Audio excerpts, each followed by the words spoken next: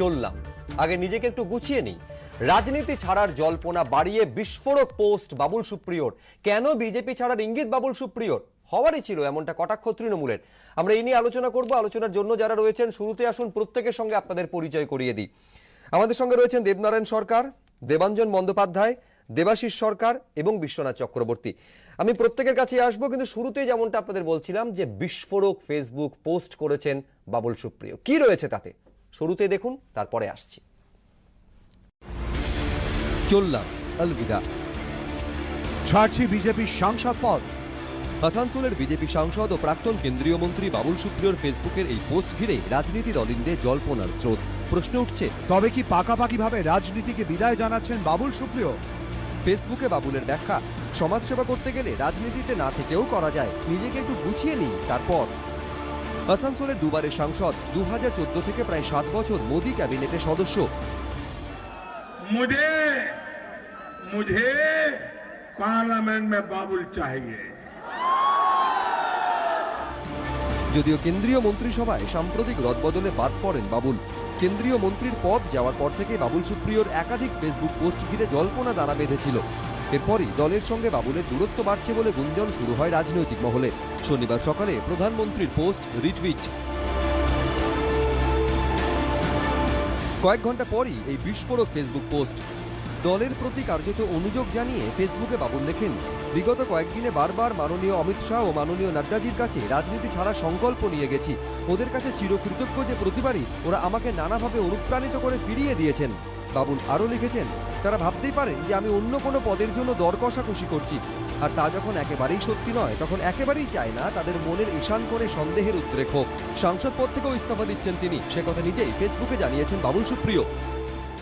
আমি কারো Facebook Twitter দেখি না। বলুন, কে কোথায় যাচ্ছেন, কি করছেন, আমি কি করবো? এটা ব্যক্তিগত ব্যাপার। কে রাজনীতি করবে না করবে, কখন ছাড়বে, এটা আমার কিছু বলার নেই। প্রত্যেকের নিজস্ব অধিকার আছে, সেই হিসাবে তারা করছে।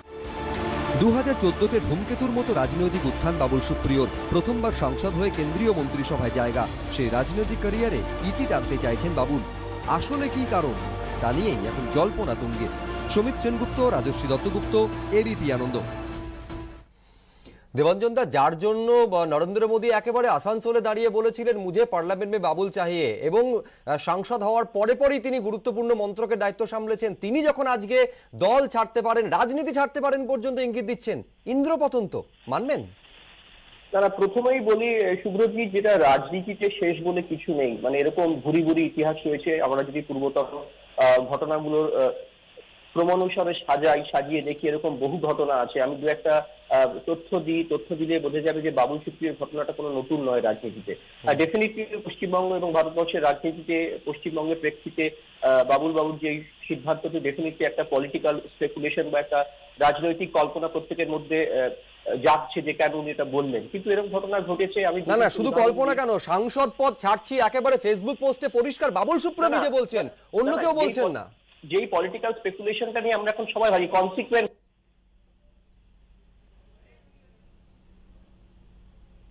আমি ফেসবুক পোস্টটা দেখেতে উনি লিখেছেন যে উনি ছাড়ছেন। কিন্তু উনি ছাড়ছেন মানে যেই কল্পনাটা এখন সবার মধ্যে তৈরি হচ্ছে যে উনি অন্য কোনো রাজনৈতিক দলে কি যোগ দেবেন, আমার বক্তব্য সেইখানে। এর থেকে প্রকট, এর থেকে স্পষ্ট ইঙ্গিত আর কি হতে পারে? না, এমনটা নয়। আমি এত গুরুত্বপূর্ণ পদে থেকেছেন, এবং তারপর তিনি শুধু একথা নয়, তিনি বলছেন যে মন্ত্রিত্ব ত্যাগও গুরুত্বপূর্ণ কারণ হতে পারে। রাজ্য নেতৃত্বের সঙ্গে তিনি মতান্তরের কথা বলছেন, এবং তারপর একথা বলছেন যে সাংসদ পদ ছাড়ছেন। দেবনারায়ণ সরকার, আমি প্রসঙ্গতে ছোট্ট করে বলি, 1956 সালে অন্ধ্রপ্রদেশে একটি বড় রেল দুর্ঘটনার পরে লাল বাহাদুর শাস্ত্রী রাজনৈতিক সন্ন্যাস নিতে চেয়েছিলেন এবং রেল মন্ত্রিত্ব থেকে পদত্যাগ করেছিলেন, এবং আলটিমেটলি উনি আবার কংগ্রেসে ফিরে আসেন জওহরলাল নেহরুর কথায়। দ্বিতীয় ঘটনা, ভিপি সিং 1987 সালে ওনাকে যখন অর্থমন্ত্রী থেকে প্রতিরক্ষা মন্ত্রীতে স্থানান্তরিত করা হয়, তখন উনি রাজনৈতিক সন্ন্যাস নিতে চেয়েছিলেন রাজীব গান্ধী মন্ত্রিসভা থেকে। পরবর্তীকালে উনি ফিরে আসেন। তৃতীয় ঘটনা, ভারতবর্ষের প্রথম ক্যাম্প, উনি তখন আমি দেবাঞ্জন আবারও আসবো আপনার কাছে। দেবনারায়ণ সরকার, এবং ফলে এটা কোনো নতুন কোনো ঘটনা নয়। দেবনারায়ণ সরকার, হ্যাঁ, এবার দেবনারায়ণ দা। এটা সম্পূর্ণ ব্যক্তিগত ব্যাপার। পরিণতি জেনেও দুঃসাহস দেখায় নির্বোধরা। সমরেশ মজুমদার তার জুতোয় রক্তের দাগ উপন্যাসে লিখেছিলেন। তা পরিণতি জেনেও এই দুঃসাহসটা নির্বোধরা দেখায়। আসার সঙ্গে সঙ্গেই মন্ত্রী, এখন মন্ত্রিত্ব নেই, চলে যেতে চাচ্ছেন। প্রশ্নটা হচ্ছে এই নির্বোধ, এই 18 জন মন্ত্রীর আজকে যে পশ্চিমবঙ্গ থেকে তারা সবই নির্বোধ। 18 জন সদস্য দিল, লোকসভায় গেল, একজনও পূর্ণমন্ত্রী নেই। 26 জন মানে মানে গুজরাটে 26 জন, 7 জন পূর্ণমন্ত্রী, প্রধানমন্ত্রী নেই 8 জন। এরকম কোনোদিন 18টা সাংসদে একজন পূর্ণমন্ত্রী নেই, আর যারা মন্ত্রী নিল কোনো মন্ত্রিত্বেরই মতো না। বাংলাকে এরা এমনভাবে ঘৃণা করে, এটা একটা পলিটিক্যাল গিমিক হিসাবে চেষ্টা করে যে বাংলার কোনো মানে নেই, বাংলা শুধু অধিকার করার জন্য বহিঃশত্রুরা আসে। সুতরাং এমনই হবে। শুধু উনি কেন, এই 18 জন মন্ত্রীর অবস্থা একই হবে। দেবাঞ্জন বন্দ্যোপাধ্যায়, দেবনারায়ণ সরকার বলছেন যথাযোগ্য মর্যাদা না দেওয়ার ফল তো এটা হওয়ারই ছিল। দেবাঞ্জন বন্দ্যোপাধ্যায়, বিজেপির সমস্যা, বাংলাকে ওরা প্লিজ দেবাঞ্জন দা। না না, ব্যাপারটা সেরকম না। ভারতবর্ষের রাজনীতির ইতিহাসকে আমাকে আবার দেখতে হবে। কংগ্রেসের সময় কিন্তু মমতা বন্দ্যোপাধ্যায় পূর্ণমন্ত্রী অনেক পরে হয়েছে। দেবনারায়ণ বাবু, ডিবেটে নিয়ম কিন্তু কথা বলার সময় কথা বলা নয়। 47 সালের পরে আজ পর্যন্ত 18টা আমার বক্তব্য সময় আপনি বলবেন না। আপনি যখন বলেছেন আমি কিন্তু কিছু বলিনি, আপনি যখন বলেছেন আমি কিছু বলিনি, আমাকে বলতে দিন। না না না, এইটাই হলো বাংলা অধিকার করা, বাংলাকে বারে বারে দেবাঞ্জন বন্দ্যোপাধ্যায় ইতিহাসে যাওয়ার কথা বলছেন, আমি বর্তমানের কথা মনে করা যাইব। একেবারে যখন তৃণমূল থেকে কার্যত স্রোত বয়ে যাচ্ছিল বিজেপিতে যোগ দেওয়ার, এবং ফলাফল ঘোষণার পর পুরো উল্টো স্রোত দেখা যাচ্ছে। মুকুল রায় তিনি তৃণমূলে ফিরে আসছেন, দুবারের যিনি সাংসদ, একাধিক গুরুত্বপূর্ণ মন্ত্রকের দায়িত্ব সামলেছেন বাবুল সুপ্রিয়, তিনি পর্যন্ত রাজনীতি ছাড়ার জল্পনা তার ফেসবুক পোস্ট থেকে উঠে আসছে। ফলে স্বাভাবিকভাবে শুধুমাত্র কি স্পেকুলেশন? অবশ্যই এই প্রশ্ন আমাদের এই আলোচনার মধ্যে থাকবে। তবে তার আগে সৌগত রায় এবং জিতেন্দ্র তিওয়ারি কি বলছেন দেখুন।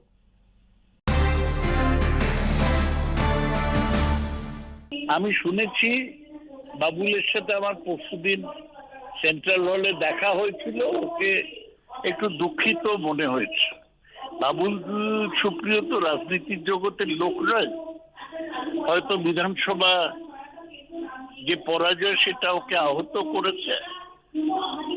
এখন এটা ওর ব্যক্তিগত সিদ্ধান্ত যে উনি রাজনীতিতে থাকবেন কিনা।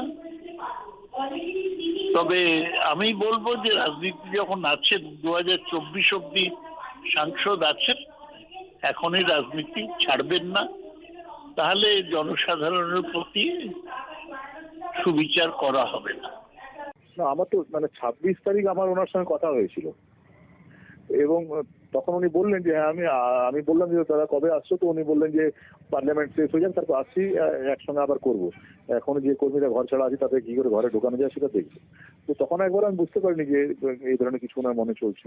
তো ওনার সঙ্গে কাজ করতে ভালোই লাগছিল, এবং আমার ইচ্ছে বলতে পারেন, আর আমার কামনাও করি যে উনি থাকুন পলিটিক্সে, একসঙ্গে ওনার সঙ্গে কাজ করবো। আমি বিশ্বনাথ চক্রবর্তীর কাছে আসবো। বিশ্বনাথ, বিধানসভা নির্বাচনের আগে যারা দলে দলে তৃণমূল ছেড়ে বিজেপিতে এসেছিলেন তারা তৃণমূলে ফিরে গেছেন বা ফেরার ইচ্ছা প্রকাশ করেছেন। রাজনীতি শুরুই হয়েছে বাবুল সুপ্রিয়র বিজেপিতে যোগদানের মধ্য দিয়ে। সেখানে তার এই একটা সম্ভাবনা তৈরি হওয়া তিনি রাজনীতি থেকে সন্ন্যাস নিতে পারেন। সেটব্যাক তো বিজেপির কাছে ডেফিনেটলি সেটব্যাক। দেখো, বাবুল সুপ্রিয়র এই চলে যাওয়ার পেছনে 3টে ব্রড কারণ। একটা হলো রাজ্য বিজেপির সাথে লাগাতার তার দ্বন্দ্ব, বিবাদ, কার্যত দিলীপ ঘোষের সাথে তার প্রতিনিয়ত পয়েন্ট অফ ডিফারেন্স আমরা দেখেছি বিভিন্ন সোশ্যাল মিডিয়াতে, উনি ব্যক্তিগতভাবেও অনেক সময় সেগুলো শেয়ার করেছেন। দ্বিতীয় সেটা হলো টালিগঞ্জ কেন্দ্রে 50,000 ভোটে উনি হারবেন উনি কল্পনাও করতে পারেননি। অরূপ বিশ্বাসের কাছে 50,000 ভোটে হারাটা উনাকে যে ধাক্কা দিয়েছিল সেটা ব্যক্তিগত স্তরেও আমাদের সাথে উনি শেয়ার করেছিলেন সেটা। আর থার্ড সেটা হলো শেষ আশ্রয়, উনি কেন্দ্রীয় মন্ত্রী হিসাবে ভেবেছিলেন যে বাদবাকি সময়টা টিকে যাবেন, কিন্তু কেন্দ্রীয় মন্ত্রিসভা থেকে তাকে সরিয়ে দেওয়া তিনি কিন্তু কার্যত কিছু মেনে নিতে পারেননি, যেটা তিনি নিজে সরে যাওয়া পদত্যাগ করার সঙ্গে সঙ্গে তিনি সেটা ফেসবুকে তুলে দিয়েছিলেন, যেটা অন্য কোনো মন্ত্রী করেননি। এবং একই সাথে এই প্রশ্নটা খুব ইম্পর্টেন্ট প্রশ্ন যে যাদেরকে বিজেপি বিভিন্ন জগৎ থেকে আনলো তাদেরকে কি বিজেপি তার দলের মধ্যে দলীয় সংস্কৃতির মধ্যে ঢোকাতে পারলো? তাদের কি দলের কাজে সেইভাবে লাগাতে পারলো, নাকি কেবলমাত্র তারা 2014 লোকসভা নির্বাচনে নরেন্দ্র মোদী এই ধরনের ফেস দরকার ছিল, ফলে তাদের মাধ্যমে জয় নিশ্চিত করে কেন্দ্রীয় সরকারে আসলো ওই পর্যন্ত। এবং বড় প্রশ্ন আরেকটা, সেটা হলো বাবুল সুপ্রিয়র এই যে রাজনীতি থেকে সন্ন্যাস নেওয়ার ইঙ্গিত, সেটা কিন্তু আরেকটা দিক ইঙ্গিত করে যে তাহলে কি 21-এর রাজনৈতিক অবস্থা এতটাই খারাপ বিজেপির যে 24-এ কোনো সম্ভাবনা নেই, সেই 24-এ পরাজয়ের আগে একেবারে সম্মান সহকারে বেরিয়ে যাও দেবাঞ্জন বন্দ্যোপাধ্যায় থেকে, সেটার সম্ভাবনা কি দেখতে পাচ্ছি আমরা? হ্যাঁ, বিশ্বনাথ বাবুর কথার সাথে আমি কিছু অংশে ডেফিনেটলি সহমত যে বাবুল সুপ্রিয় হয়তো কোনো কারণে ওনার মোহভঙ্গ হচ্ছেন বা ওনার গুরুত্ব দলে কমছেন। স্পেশালি 2021 জুলাই মাসে যে নতুন মন্ত্রিত্ব হয় এবং সেই মন্ত্রিত্ব থেকে তিনি বাদ করেন, এবং তারপরের ঘটনা যেটা হচ্ছে যে যেটা উনি বললেন যথার্থই বলেছেন যে একটা হয় বড় দলে, যখন দল বড় হয় তার মধ্যে অনেকগুলো ফ্যাকশন তৈরি হয়। দিলীপ বাবুর সঙ্গে ওনার একটা সংঘাতের পরিস্থিতি সবাই বলছেন, আমরা যা মিডিয়া রিপোর্ট পাচ্ছি, যা স্টেটমেন্ট হচ্ছে। আপনি বলছেন যে দলের মধ্যে গোষ্ঠী তৈরি হয়েছিল? একটা গোষ্ঠী আমি বলবো না, যে কোনো যখন এটা ভেবে আমাদের দেখতে হবে, যখনই কোনো দল বড় হয় এবং বিজেপি একটি বড় দল এবং সেই বড় দল যখনই হয় তাদের মধ্যে বিভেদের একটা জায়গা তৈরি হতেই পারে, ডিফারেন্স অফ আইডিওলজি। কংগ্রেসেও হ্যাঁ, কিন্তু একটা বিজেপির মতো আপনারা বলেন বিশ্বের সবথেকে বড় দল, একটা রেজিমেন্টেড পার্টি, সেটা প্রকাশ্যে কেন আসবে? সেটাই তো সবথেকে বড় প্রশ্ন। একটা ডিসিপ্লিন পার্টিতে এই জিনিসটা বারে বারে কেন সামনে আসবে? আমি দেবাঞ্জন আবারও আপনার কাছে আসবো, দেবাশিস সরকারের কাছে আসবো, কিন্তু তার আগে জয় বন্দ্যোপাধ্যায়, যার একাধিক মন্তব্য বিজেপি দলকে একাধিকবার অস্বস্তিতে ফেলেছে, আজকে এই ফেসবুক পোস্ট বাবুল সুপ্রিয়র, সেই প্রসঙ্গে কি বলছেন জয় বন্দ্যোপাধ্যায়? বাবুল সুপ্রিয় এক পিকুলিয়ার চরিত্র। 14 সালে আমরা একই সাথে বিজেপিতে এসেছিলাম। তবে বাংলায় জানেন তো, বাংলা একটা জিনিস আমার নিজের সিনেমা করেও দেখেছি, বড় বড় ছবি করেও দেখেছি, যে বাংলায় অহংকার সহ্য করে না। বাংলায় যদি কেউ গরম খেয়ে যায় তার পতন অনগ্রাহ্য হয়। বাবুলের সাথে আমার একবার খটামুটি লেগেছিল একটা অনুষ্ঠানে। বাবুল আমাকে কি একটা বলেছিল, আমার থেকে বয়সে ছোট। আমি তখন বাবুলকে বলেছিলাম, বাবুল ভাই, তোমার গুরু কুমার শানু, তার গুরু কিশোর কুমার। সেই কিশোর কুমার আমার লিপে 25-26টা গান গেয়েছেন, আমাকে রেকগনাইজ করেছেন, সেই জন্য আমার সাথে পটর পটর করো না। আজকে বাবুল সুপ্রিয় যখন টালিগঞ্জে দাঁড়াতে গিয়েছিল, আমি শুনেছিলাম সহকর্মীদের মুখে যে বাবুল সুপ্রিয় বলেছিল যে বাবুল সুপ্রিয় হারে না। আমাকে সহকর্মীরাই বলেছিল যে সেই দিনই আমরা জেনেছিলাম যে বাবুল সুপ্রিয় শুধু হারবে না, বিরাট ব্যবধানে হারবে। এই যে টালিগঞ্জে বিরাট ব্যবধানে হারা, ওনাকে মন্ত্রিত্ব থেকে সরিয়ে দেওয়া, এইটাতে উনি একেবারে ফ্রাস্ট্রেটেড হয়ে গেছেন, ফ্রাস্ট্রেশনের ভুগছেন। এই ফ্রাস্ট্রেশন থেকে উনি এইসব কথা বলছেন। দেবাশিস সরকার, না, এখানে আমরা কেউ আন্দাজ করবার কোনো দরকার নেই। ফেসবুক যেটা পোস্ট হচ্ছে এবং যে ফেসবুক পোস্টটা এই নির্দিষ্ট বিষয়কে কেন্দ্র করে বারে বারে এডিট হচ্ছে, এটা কিন্তু লক্ষ্য রাখার বিষয়। বারবার এডিট হচ্ছে এবং হয়ে এখনো পর্যন্ত যেটা রয়েছে তাতে কিন্তু আমাদের কোনো আন্দাজের জায়গায় নেই। উনি নিজেই ব্যাখ্যা করে বলে দিয়েছেন যে উনি কেন এই জায়গাটা ছাড়ছেন।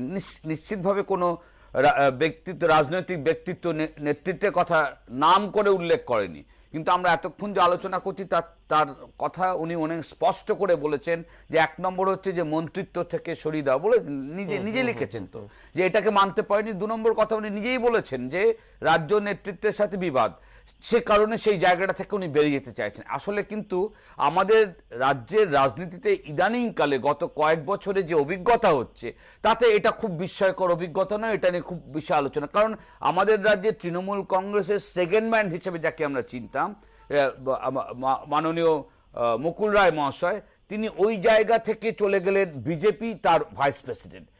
আবার সেই জায়গা থেকে উনি তৃণমূল কংগ্রেস, তার ভাইস প্রেসিডেন্ট। ফলে আপনি যদি বুঝতে চান যে পলিটিক্যাল রিপারকেশন, এটা নিয়ে বাবুল সুপ্রিয় তো আসলে একজন মানে গায়ক এবং যথেষ্টভাবে প্রতিষ্ঠিত গায়ক, তিনি রাজনীতিতে এসেছেন, ঠিক আছে ওইটুকু, কিন্তু অনেক রাজনৈতিক ব্যক্তিত্বরও বিজেপি থেকে তৃণমূল এবং তৃণমূল থেকে বিজেপি, এই জায়গার মধ্যে থেকে আমাদের রাজ্যে এখন এই বাবুল সুপ্রিয় রাজনৈতিক জীবন শুরুই হচ্ছে বিজেপিতে যোগদানের মধ্য দিয়ে এবং লোকসভা নির্বাচনে জয়ের পর একাধিক গুরুত্বপূর্ণ মন্ত্রকের প্রতিমন্ত্রীর গুরুত্বপূর্ণ দায়িত্ব সামলাচ্ছেন। তার এই ধরনের দলকে ছাড়ার একটা সম্ভাবনা তৈরি হওয়া নিঃসন্দেহে একটা গুরুত্বপূর্ণ আলোচনার বিষয় তো হবেই। আমরা আলোচনায় আসবো, তবে তার আগে বাবুল সুপ্রিয়র দল ছাড়ার এই জল্পনাতে বাম কংগ্রেসের কি প্রতিক্রিয়া, কি বলেন অধীর রঞ্জন চৌধুরী এবং সুজন চক্রবর্তী, দেখুন।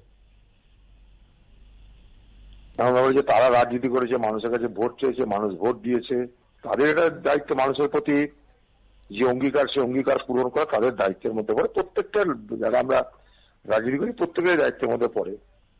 যাকে ভোট দিয়েছে তাকে তো বলিনি যে ভাই যেতেন আমি মাঝপথে ছেড়ে দেবো, তা তারা বলিনি। তা ব্যক্তিগত সিদ্ধান্ত তাদের। এরা তো রাজনীতি শখে করতে হচ্ছে, কারণ মন্ত্রিত্ব পেলে ভালো, মন্ত্রিত্ব না পেলে খারাপ, এটা কখনো রাজনীতির তো মানদণ্ড হতে পারে না। আমাদের দুটো সরকার ছিল, আমরা তো মন্ত্রী হয়নি, শেষে তখন 18 মাসের জন্য করেছিল, তো কি আমরা তো মন্ত্রী হওয়ার জন্য কেউ রাজনীতি করি না, বা মন্ত্রী হওয়ার জন্য জন্মায়ও নি। একটা মানুষের ভোট নিয়ে একটা জনপ্রতিনিধি হচ্ছে, এটাই বিরাট কাজ, আমার বিরাট পাওনা বলে মনে করি। মন্ত্রী তো আছে, যাবে, থাকবে, কি করা যাবে। এটা হতে পারে, এটা একটা চাপ সৃষ্টি করারও কৌশল হতে পারে, এরকম মনে হতে পারে, হতেও পারে। এটা বাবুল সুপ্রিয়র শিল্পী সত্তা আছে, শিল্পী সত্তা খুবই তার অনেক গুণগ্রাহীও ছিল সে ব্যাপারে। তিনি কেন রাজনীতিতে আসলেন, কি তার মনোভাব ছিল, ক্ষমতা না পদ না মন্ত্রিত্ব, তাতে উনি হতাশ হয়েছেন বলতে পারবো না। কিন্তু পদ অথবা ক্ষমতার জন্য রাজনীতি না, রাজনীতি আদর্শের জন্য, এই বোধটা যাদের নেই তারা অসুবিধার মধ্যে পড়বে। আর একটা জিনিস স্পষ্ট হয়ে গেল যে বাবুল সুপ্রিয়র মতন শিল্পী সত্তাকে ব্যবহার করা, ধরে রাখা, সেই যোগ্যতা কিন্তু বিজেপির নেই। ফ্যাসিস্টিক, তো একটা ফ্যাসিস্টিক মনোভাবে যারা চলে তারা সবাইকে জড়িয়ে নিয়ে চলতে পারে না, এটা বোঝা গেল। আমি বিশ্বনাথ চক্রবর্তীর কাছে আসবো। বিশ্বনাথদা, বিধানসভা নির্বাচনের ফল ঘোষণার পর আপনি ইতিমধ্যেই 2024কে টার্গেট করেছে তৃণমূল, এবং আপনি জানেন যে মমতা বন্দ্যোপাধ্যায় দিল্লিতে গিয়ে সমস্ত বিরোধী রাজনৈতিক দলকে ঐক্যবদ্ধ করার একটা চেষ্টা করছেন। উল্টো দিকে বিজেপি দেখুন, বিজেপির ঘর ক্রমশ ভাঙছে বলে মনে হচ্ছে। মুকুল রায় বিজেপির সর্বভারতীয় সহসভাপতি ছিলেন, তিনি পুরনো দলে ফিরে যাচ্ছেন। বাবুল সুপ্রিয় তিনি দল ছাড়তে পারেন। ফলে কোথাও কি 2024-এ প্রতিদ্বন্দ্বিতার আগে ঘর গোছানোটাই প্রধান টার্গেট বলে মনে হচ্ছে বিজেপির? না, খুব পরিষ্কার করে আমি তোমায় বলছি, বাবুল যদি শেষ পর্যন্ত পদত্যাগ করে তাহলে ইতিমধ্যেই 21-এর নির্বাচনের ভরাডুবির পরে তৃণমূল বিজেপি ছেড়ে তৃণমূলে যোগ দেওয়ার জন্য লাইন পড়ে গেছে, মুকুল রায় চলে গেছে। বাবুলের এই ধাক্কা রাজ্য বিজেপিতেও পড়বে, এবং রাজ্য বিজেপি শুধু না, বাবুল সুপ্রিয় চলে যাওয়ার সাথে সাথে দেশের রাজনীতিতেও কিন্তু নরেন্দ্র মোদী প্রশ্নের মুখে সম্মুখীন হবেন যে তাহলে কি বিজেপির অবস্থা খারাপ, যে 24-এ মানে হয়তো পরাজয়ের সম্মুখীন হতে পারে, সেই ভাবনা আগের থেকে ভেবেই বাবুল সুপ্রিয়রা বেরিয়ে যাচ্ছেন বিজেপির থেকে। সাধারণত রাজনীতিতে আমরা দেখি সুসময়ে যোগদান করে, 14 সালে যে সুসময় ছিল সেই সময় এরা যোগদান করেছে দলে দলে এসে, আর 24-এ হেরে যেতে পারে। 14-তে যোগদান, 24-এ হারার ভয়ে হয়তো চলে যাওয়ার ভাবনা থেকে, মানে হারার ভাবনা থেকে চলে যাওয়ার শুরু হয়ে গেল। মানে আমি দেবাঞ্জন বন্দ্যোপাধ্যায়ের কাছে আসবো। দিলীপ ঘোষ একাধিকবার বলেছিলেন যে আগে বাংলা সামলা, এখন তো বিজেপিকে মনে হচ্ছে নিজের ঘর আগে সামলাতে হবে। না, ডেফিনেটলি বাবুল সুপ্রিয় যদি পদত্যাগ করছেন, এই সিদ্ধান্ত নিয়েছেন, ওনার ফেসবুক পেজ থেকে আমরা যেটা জানতে পেরেছি, সেটা বিজেপির পক্ষে একটা ডেফিনেটলি একটা ক্ষতি হবে। কিন্তু এটা ভেবে নেওয়ার কথা নয়, আমরা একটু বেশি ভেবে ফেলছি যে বাবুল সুপ্রিয় বোধহয় এক্ষুনি বিজেপি ছেড়ে তৃণমূলে বা কংগ্রেসে যোগদান করছেন। ব্যাপারটা আমাদের ভাবার কিছু নেই, পাশাপাশি এটাও বলে রাখা দরকার অন্য কোনো দলে যাচ্ছেন না, সেটাও বাবুল সুপ্রিয় বলে দিয়েছেন। হ্যাঁ, সুতরাং ডেফিনেটলি এটা বিজেপির একটা ক্ষতি ডেফিনেটলি হবে, কারণ বাবুল সুপ্রিয় দুবারের সাংসদ আসানসোল থেকে, এবং তিনি বিজেপি একটি বড় মুখ ছিলেন, এবং নরেন্দ্র মোদী মন্ত্রিসভার মিনিস্টার অফ স্টেট হলো 3 বার হয়েছিলেন, এবং চেয়েছিলেন। হ্যাঁ, ডেফিনেটলি, কিন্তু এটা অবশ্যই একটা বিজেপির ক্ষতি হবে। কিন্তু এটা ভেবে নেওয়ার কারণ এই যে 2024 বিজেপির ভেবে নেওয়ার কোনো কথা লিখছে, একদমই ভালো লাগেনি যখন বুঝেছিলাম সে বাংলাকে বিজেপি খুব সিরিয়াসলি নিচ্ছে। এই ব্যাপারটা একটু বুঝে দেখুন, একদমই ভালো লাগেনি যখন বুঝেছিলাম বিজেপি। তার মানে কি, এই যে বহিরাগতরা যেভাবে বাংলার সংস্কৃতি নষ্ট করেছে, তার মানে বাবা ভারতীয় জনতা পার্টি সংস্কৃতি নষ্ট আজকে থেকে হয়নি। বৃহত্তম দল নেতাজির জন্মদিনে জয় শ্রীরাম যারা বলে, নেতাজির জন্মদিনে যারা জয় শ্রীরাম বলে, সময় একেবারে শেষ। দেবাশিস দা ওয়ান লাইনার, সময় শেষ। দেবাশিস দা ওয়ান লাইনার, এটা ভেবে নেওয়ার কারণ please. Debashis da one liner, সময় শেষ। এই জন্যই তো বিজেপি শেষ হয়ে যাবে। বেশ, আমি দেবদারদাকে ভালো লাগলো। দেবাশিস দা, সময় শেষ। দেবাশিস দা, এই বানিয়া পার্টির আর জায়গা নেই, অত্যন্ত সরলীকরণ হচ্ছে। হ্যাঁ, একদমই, মানে বেরিয়ে গেলে সাময়িক একটু আলাপ আলোচনা হবে, কিন্তু যেহেতু উনি খুব গভীর রাজনৈতিক চর্চায় দীর্ঘদিন থাকা মানুষ নন, এসছেন, উনি নিজের সিদ্ধান্তে যদি চলে যান সাময়িকভাবে কিছু চর্চা হবে, কিন্তু এটা বুঝতে হবে যে সারা দেশ জুড়ে বিজেপির শাসনকালে মানুষের যে সংকট হয়েছে সেটা বরঞ্চ এই মুহূর্তে স্থায়ী আলোচনার বিষয়, যেটা 2021-এর নির্বাচন, 2024-এর যে আগামী দিনে যে নির্বাচন আমরা ফেস করতে চলেছি, সেই লোকসভা নির্বাচনে সেটা গুরুত্বপূর্ণ বিষয় হয়ে দাঁড়াবে। কারণ এবার রাজনীতির জল কোন দিকে জায়গাটা তার জন্য অপেক্ষা করতে হবে এবং আমাদের সেদিকে অবশ্যই নজর থাকবে। আলোচনার জন্য সময়সীমা এখানেই শেষ। প্রত্যেককে অনেক ধন্যবাদ।